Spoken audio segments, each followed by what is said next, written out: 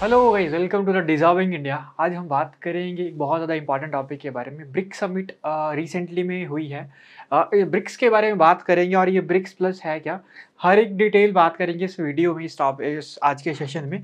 देखो, आज का जो मेन सेशन जो रहेगा वो मेन आपके पास किसके बारे में रहेगा, ब्रिक्स समिट 2024, इसके एजेंडाज वगैरह क्या रहे थे और ये ब्रिक्स जो हमारे पास ग्रुप है वो है क्या। देखो, ब्रिक्स कुछ नहीं है, इसकी जो फुल फॉर्म है वो है क्या, Brazil, Russia, India, China and south Africa. ठीक है, क्या क्या बताया मैंने, Brazil, Russia, India, China and south Africa. But अब इसको ब्रिक्स ना बोलकर क्या कहते हैं, ब्रिक्स प्लस। ठीक है, याद रख लेना इसको। अब किस नाम से जानते हैं, इसको जानते हैं ब्रिक्स प्लस, क्योंकि 2023 में आपके पास 5 कंट्रीज इसमें और जोड़ी गई थी और फिर उसके बाद इसको क्या कहा गया था, ब्रिक्स प्लस। मतलब 2023 में अनाउंसमेंट होती है और 2024 में फरवरी के टाइम पे क्या होती है, यहाँ पर ये जुड़ती हैं।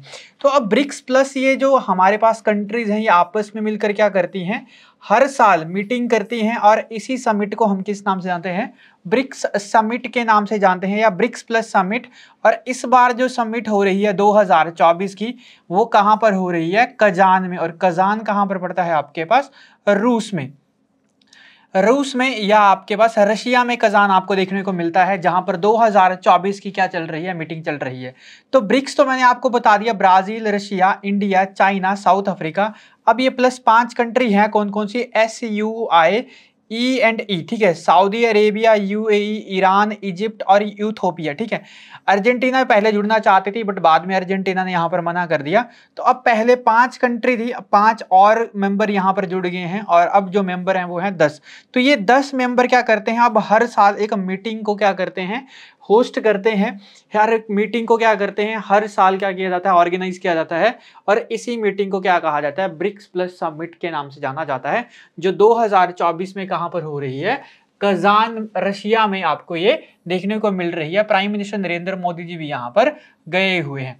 ठीक है, तो चलो हम बात करते हैं। अब ये तो आप, आई होप आपको समझ आ गया होगा कि ब्रिक्स और ब्रिक्स प्लस है क्या, कि कब ये 5 कंट्रीज थे और कैसे ये मिलकर अब ब्रिक्स प्लस ये कहलाता है। तो देखो देखो ब्रिक्स मैंने क्या बताया, स्टैंड करता है Brazil, Russia, India, China and south Africa. और इसी साल जनवरी फरवरी के टाइम पे ग्रुप्स हैज एक्सपेंडेड, ग्रुप क्या हो चुका है, एक्सपैंड हो चुका है। क्या क्या, इजिप्ट, इथोपिया, आपके पास ईरान, यूनाइटेड अरब अमीरात और सऊदी अरेबिया। ठीक है, SUI, E और E 10 मेंबर, मतलब 5 पहले थे, 5 और जुड़ गए हैं, तो अब इसको क्या कहलाते हैं, आपके पास ब्रिक्स प्लस के नाम से जाना जाता है। और 3 दिन की कॉन्फ्रेंस 2024 की कहां पर चल रही है, कजान सिटी में। और ये कजान किसकी सिटी है, आपके पास रूस की। तो रूस के कजान में क्या चल रही है, 2024 की मीटिंग चल रही है। मतलब इन 10 मेंबर जो कंट्रीज हैं वो आपस में मिलकर क्या कर रहे हैं, एक मीटिंग कर रहे हैं। और इंडिया की तरफ से कौन गए हैं, प्राइम मिनिस्टर नरेंद्र मोदी जी इस 2024 की कजान की मीटिंग में गए हुए हैं, जो 22 से लेकर 24 अक्टूबर को यहाँ पर हुई है। देखो, अगर ब्रिक्स के बारे में और थोड़ा सा जानने की कोशिश करें कि ब्रिक्स स्टार्ट कब हुआ था और किसके द्वारा ये बनाया गया था, फिर हम बात करेंगे कि ब्रिक्स इस बार की मीटिंग में क्या क्या एजेंडास थे। तो देखो, बिल्कुल एक बेसिक से अगर समझोगे बात तो प्रॉपर समझ आएगी, नहीं तो क्या होता है, ऐसे बीच में बातें मतलब समझ ही नहीं आती हैं। तो स्टार्टिंग मैंने आपको बता दिया ये ब्रिक्स है क्या। अब हम बात करते हैं कि ब्रिक्स बना कैसे था। देखो, ये जो ग्रुप जो था इसको इन्वेंट किया गया था 2001 में। 2001 में क्या होता है, जो गोल्डमैन सैक्स बैंकर हैं, ठीक है, ये गोल्डमैन सैक्स बैंकर जो हैं, ठीक है, ये इंपॉर्टेंट है, ऑर्गेनाइजेशन है जो क्या करती है 2001 में, ठीक है, डिस्क्राइब करती है a group of fast growing developing countries. ठीक है, जो कंट्रीज क्या कर रही हैं, सबसे ज्यादा क्या कर रही हैं, डेवलप कर रही हैं, उन्हीं को ही मिलाकर 2001 में ब्राजील, रशिया, इंडिया और चाइना को ही तक, यहाँ पर साउथ अफ्रीका तो बाद में जुड़ा हुआ है। पहले इसको ब्रिक के नाम से जानते थे, साउथ अफ्रीका जुड़ा हुआ बाद में, पहले इसको जानते थे ब्रिक। तो ये आपके पास डेवलपिंग इकोनॉमिक कंट्री थी, जिनको मिलाकर क्या किया जाता है, गोल्डमैन सैक्स बैंकर के द्वारा 2001 में क्या किया जाता है, एक ग्रुप बनाया जाता है ठीक है। और स्टार्टिंग में कौन कौन सा था मैंने आपको बताया, ब्रिक, ब्राजील, रशिया, इंडिया और चाइना, जो डेवलपिंग कंट्रीज थी, इन्हीं को ही मिलाकर क्या किया जाता है, एक ग्रुप बनाया जाता है जिसका नाम रखा जाता है ब्रिक। पहली बार ये इनफॉर्मली मीटिंग करते हैं 2006 में, मतलब ऐसे ही नॉर्मली मिलते हैं, कोई इसमें फॉर्मल नहीं होता है, इनफॉर्मली मीटिंग करवाई जाती है 2006 में। बट बिल्कुल एक फॉर्मली, मतलब एक 2009 में जब आपके पास बिल्कुल क्या किया जाता है, एक फाइनल मीटिंग की जाती है, फॉर्मल समिट, मतलब पहली समिट जो हुई थी ब्रिक्स की, वो कब हुई थी, ब्रिक्स नहीं उस टाइम पे ब्रिक कहलाते थे, तो पहली बार जो फॉर्मली मीटिंग या फॉर्मली जो जब ये मिले थे, फर्स्ट फॉर्मल समिट जो हुई थी इन 2009 में पहली मीटिंग करवाई गई थी। एंड 2010 में क्या करते हैं आपके पास, साउथ अफ्रीका ये ज्वाइन करवा लेते हैं। देन साउथ अफ्रीका क्या बनता है, इसका 5th मेंबर इसका बनता है। अब ब्रिक क्या बन जाता है, ये ब्रिक बन जाता है ब्रिक्स, मतलब साउथ अफ्रीका क्या हो गया 2009 में, 2009 में इसका मेंबर बन गया। और सारे के सारे मिलकर फिर जो पहली मीटिंग करते हैं ब्रिक्स की, वो मीटिंग करते हैं 2010 में। 2010 में क्या होती है, पहली बार ऑफिशियली मीटिंग होती है ब्रिक्स की। बट अगर ब्रिक की मीटिंग पूछेगा तो पहले कब हुई थी, 2009 में।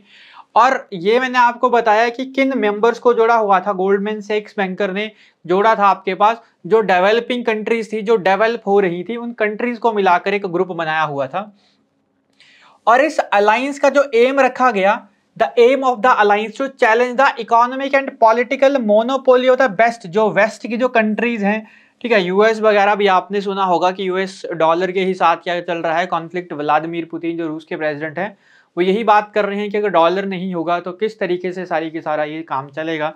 अभी आपको पता है कि यूएस ने सैंक्शन भी लगाए थे रूस के ऊपर लास्ट ईयर में, जब यूक्रेन और रूस की जो वॉर चल रही थी।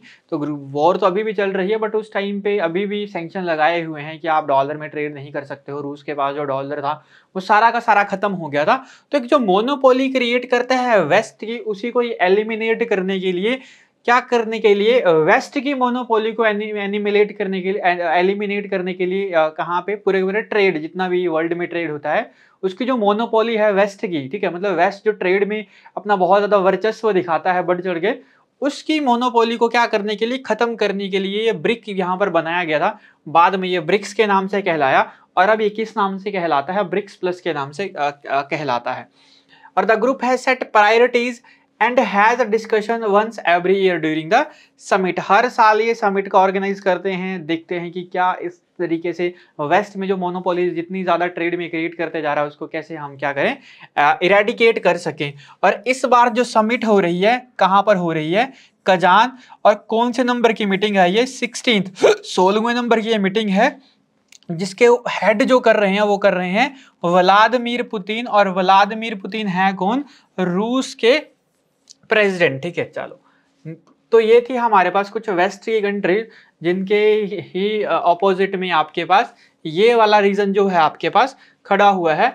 और ये रीजन जो है आपके पास सारा का सारा क्या देखने को मिलेगा, ये ब्रिक्स में आपको देखने को मिलेगा। देखो ये इंडिया, चाइना, ठीक है, ये साउथ अफ्रीका वगैरह जो कंट्रीज हैं, वो सारी की सारी क्या खड़ी हुई हैं, वेस्ट के मोनोपोली के खिलाफ खड़ी हुई हैं।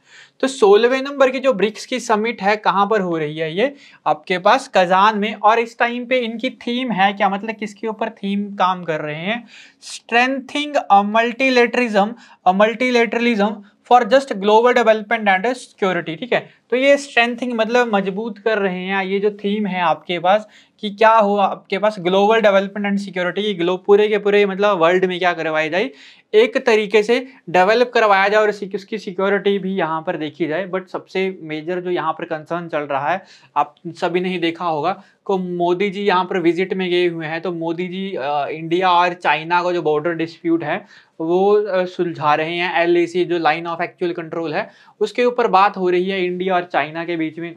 जो बायलैटरल मीटिंग जो होती हैं, मतलब एक पूरा सिस्टम होता है यहाँ पर बायलैटरल मीटिंग का, मतलब 2 मिनिस्टर या 2 मंत्री या 2 कोई भी डेलीगेट जो होते हैं किसी नेशन के, वो अलग से बात कर सकते हैं।